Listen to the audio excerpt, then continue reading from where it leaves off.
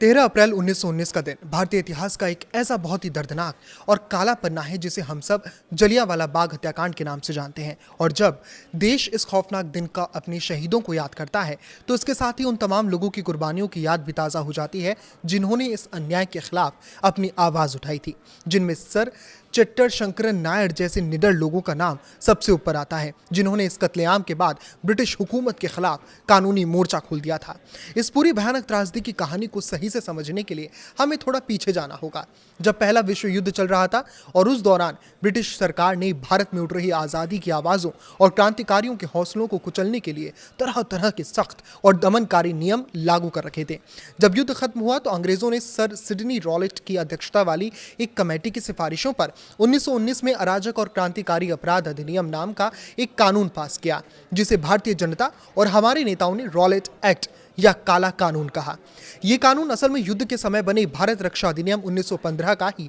एक नया और ज्यादा खतरनाक रूप था, जिसने आम भारतीयों से उनकी बुनियादी आज़ादी छीन ली थी। इस कानून के लागू होते ही लोगों के एक जगह इकट्ठा होने, सभाएं करने और अपनी बात रखने की स्वतंत्रता पर पूरी तरह रोक लगा दी गई थी। प्रेस की आज़ादी को बिल्कुल खत्म कर दिया गया और अंग्रेजों ने ऐसे विशेष कोर्ट बना दिए जो बिना किसी जूरी या सबूतों की सही जांच के ही फैसले सुना सकते थे। सबसे घटिया बात यह थी कि इसने बंदी प्रत्यक्षीकरण यानी हिबियस कॉर्पस जैसे कानूनी अधिकार को पूरी तरह खत्म कर दिया था, जिसका मतलब यह था कि पुलिस और ब्रिटिश प्रशासन सिर्फ शक के आधार पर किसी भी भारतीय को उठा सकता था और बिना कोई मुकदमा चलाए या वकील करने का मौका दिए सीधे 2 साल के लिए जेल में डाल सकती थी। इस तरह के बिल्कुल बेतुके और जुल्मी कानून के विरोध में महात्मा गांधी ने पूरे देश से एकजुट होने की अपील की और 6 अप्रैल 1919 को एक देशव्यापी अहिंसक सत्याग्रह और हड़ताल का आह्वान किया, जिसका पंजाब में बहुत ही जबरदस्त और बड़ा असर देखने को मिला और लोग भारी संख्या में सड़कों पर उतर आए। पंजाब में बढ़ते इस जनाक्रोश को देखकर ब्रिटिश हुकूमत बहुत ज्यादा घबरा गई और उसने इस आंदोलन को दबाने के लिए 9 अप्रैल 1919 को पंजाब के 2 बहुत ही लोकप्रिय और चहेते राष्ट्रवादी नेताओं डॉक्टर सत्यपाल और डॉक्टर सैफुद्दीन किचलू को बिना किसी ठोस वजह के चुपचाप गिरफ्तार कर लिया और किसी अनजान जगह पर भेज दिया। अपने चहेते नेताओं की इस तरह से हुई अचानक गिरफ्तारी की खबर फैलते ही लोगों का गुस्सा फूट पड़ा और 10 अप्रैल को हजारों की संख्या में आम लोग अमृतसर की सड़कों पर उतरकर विरोध प्रदर्शन करने लगे। जब पुलिस ने इस भीड़ को रोकने के लिए गोलियां चलाई तो माहौल और बिगड़ गया, जिसके बाद अंग्रेजी हुकूमत ने पूरे अमृतसर शहर में मार्शल लॉ लागू कर दिया और शहर का पूरा सैन्य नियंत्रण ब्रिगेडियर जनरल REH डायर के हाथों में सौंप दिया,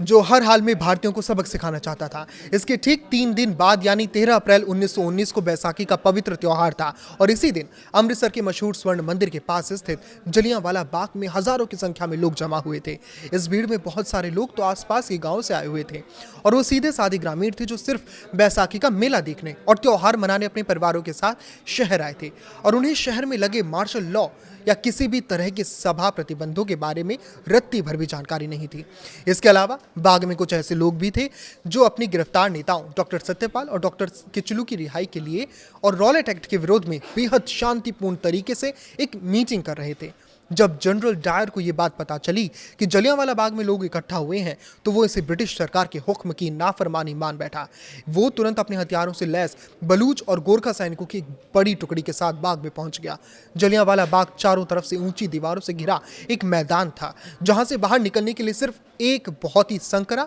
और छोटा सा रास्ता था। डायर ने बिना किसी सोच विचार के सबसे पहले उस इकलौते निकास द्वार को अपने सैनिकों और बख्तरबंद गाड़ियों से पूरी तरह बंद कर दिया ताकि कोई भी बाहर ना भाग सके। इसके बाद उसने बाग में मौजूद निहत्थे, बेकसूर और शांत लोगों को भगाने या हटाने की एक छोटी सी चेतावनी तक नहीं दी और सीधे अपने जवानों को भीड़ पर गोलियां चलाने का हुक्म दे दिया। सैनिकों ने बिना रुके और बिना किसी तरह के लगातार 10 मिनट तक अंधाधुंध गोलियां बरसाईं, जब तक कि उनकी बंदूकों की कारतूसें खत्म नहीं हो गईं। इस दौरान कुल 1650 राउंड गोलियां चलाई गईं, जिससे पूरे मैदान में चीख पुकार और भगदड़ मच गई। लोग अपनी जान बचाने के लिए दीवारों पर चढ़ने लगे तो कई लोग बाग के बीच में बने कुएं में कूदे,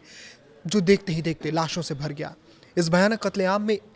1000 से भी ज्यादा बेगुनाह लोग मारे गए और हजारों की तादाद में लोग बुरी तरह जख्मी हो गए। इस नरसंहार के बाद जब दुनिया भर में और भारत में थू-थू होने लगी तो मामले को शांत करने के लिए ब्रिटिश सरकार ने 1919 के आखिर में लॉर्ड हंटर की अगुवाई में हंटर आयोग नाम की एक जांच कमेटी बनाई। लेकिन यह आयोग सिर्फ एक दिखावा था, क्योंकि इसकी जांच शुरू होने से ठीक पहले ब्रिटिश सरकार ने